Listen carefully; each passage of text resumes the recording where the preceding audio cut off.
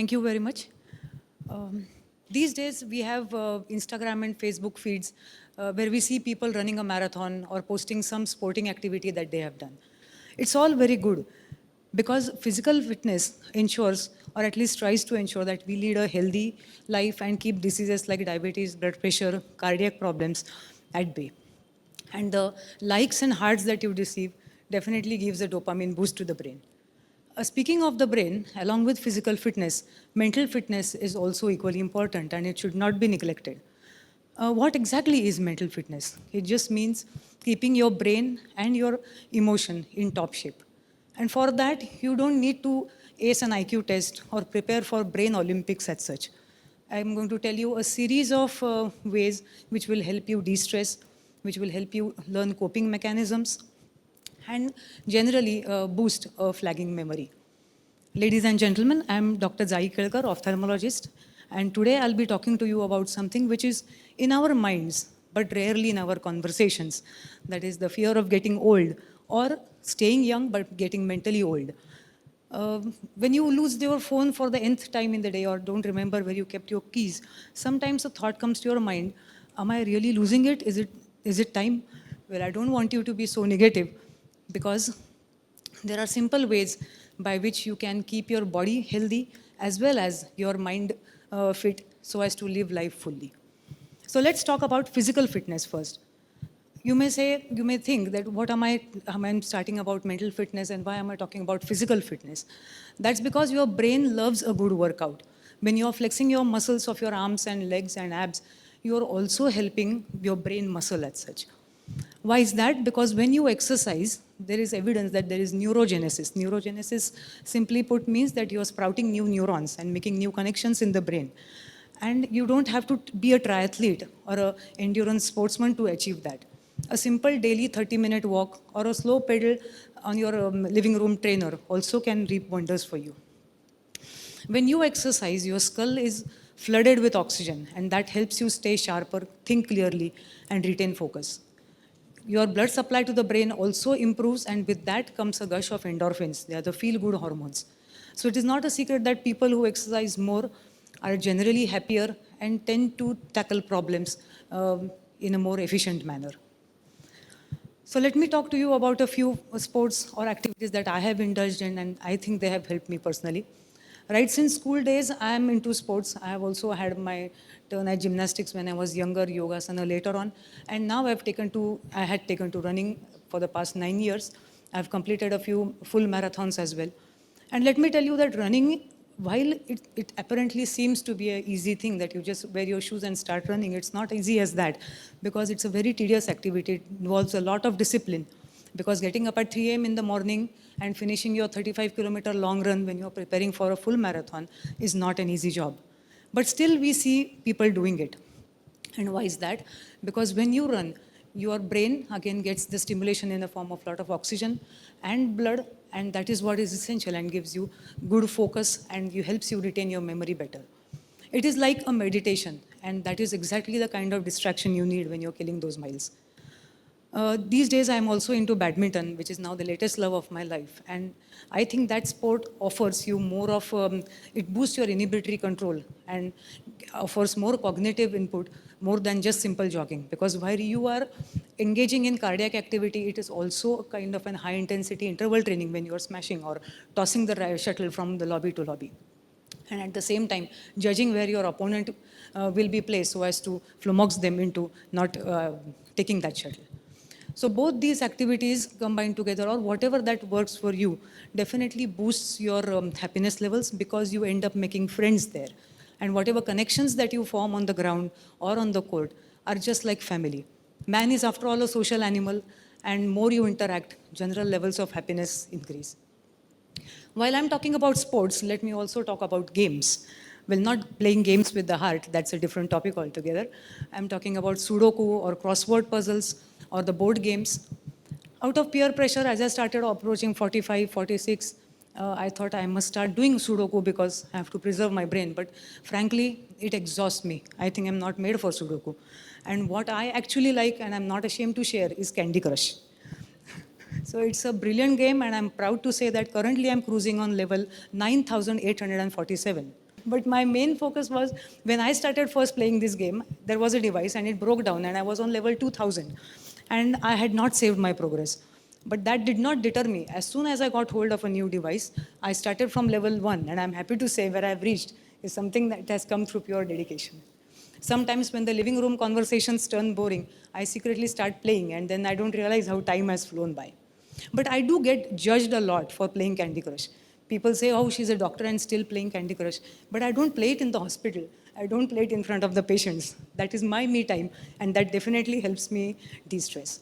There is also evidence that playing video games increases your attention span. Now, that can seem paradoxical because it will depend on how long you're spending at it. So if moderation is the key, it helps your attention span, helps you with problem solving, and task switching ability. So I think it's no less than chess because there I have to use my skill, logic, and reasoning. Because there are times when I have to crush 3 candies and I just have 1 life. And if I lose that, then I'm going to lose all the power-ups and the progress. So when my brain calculates all that and crushes those 3 candies, I'm very happy and I consider that as an art. And every form of art is actually a creativity. Now, creativity is known to ignite several areas of the brain, be it playing your video game, but be it real art as well, like drawing or even doodling on napkins or the edges of notebooks when the teacher is talking something boring. That is also increasing or opening up floodgates of your brain of imagination and helps you connect with your deeper and wittier side. I always like to quote from Ravenclaw that wit beyond measure is man's greatest treasure. But that is something that you can't achieve. It's something God given, or just you're lucky to have it. But what you can learn is having a positive and optimistic outlook.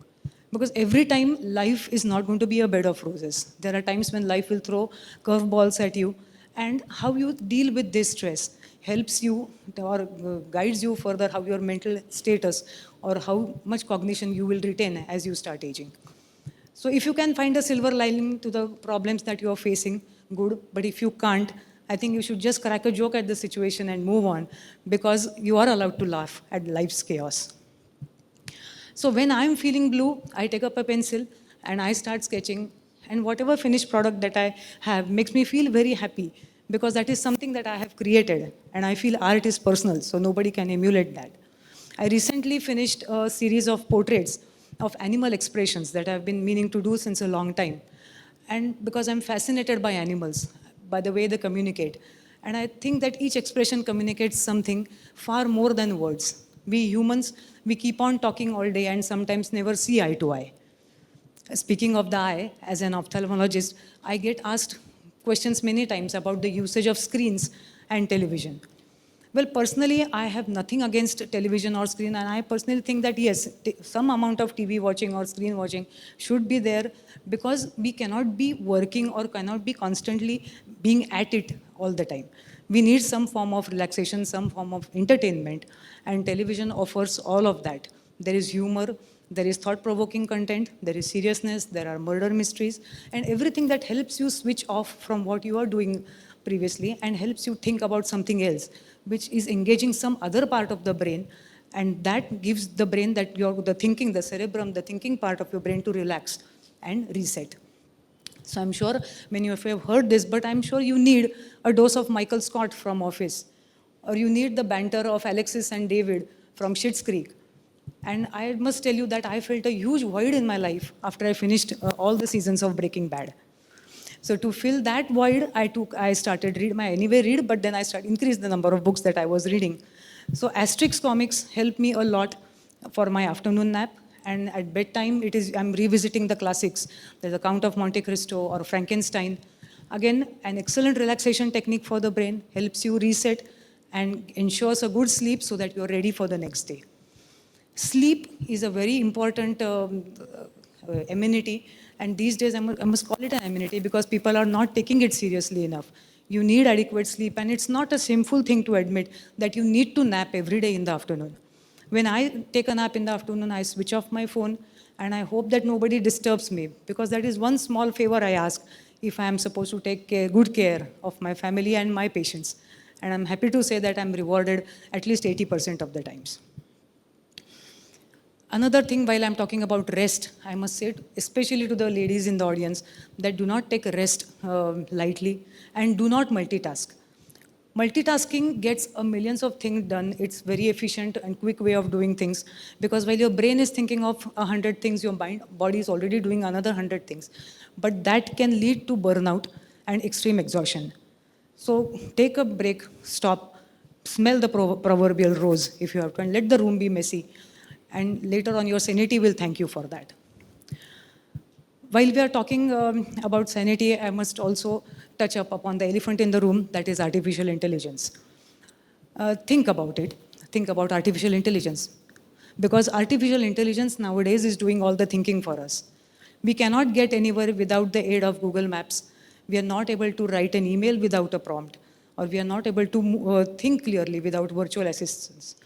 AI is cool, AI is here to stay, it is very efficient, but it is exactly these things which is making us lazy, because we are now giving our thinking power, our problem solving ability to a machine. And when we do that, we are losing the mental muscle. Our brains need a challenge, and we are robbing our brain of that challenge. By doing that, we are forgetting simple things like spellings, which was so important and was stressed upon in school. So there was a reason why they did that. So while AI is good, it is convenient, let it not become your master. Just like fire, it's a good master but a very bad slave. So next time you're tempted to ask Siri for a spelling, don't do that. Think about it yourself. Your brain will thank you. So my takeaway from this talk, what is exactly mental fitness and how do you go about achieving it? Well, it is just one thing, that get out of your comfort zone. Try and do different things. Try to do things differently.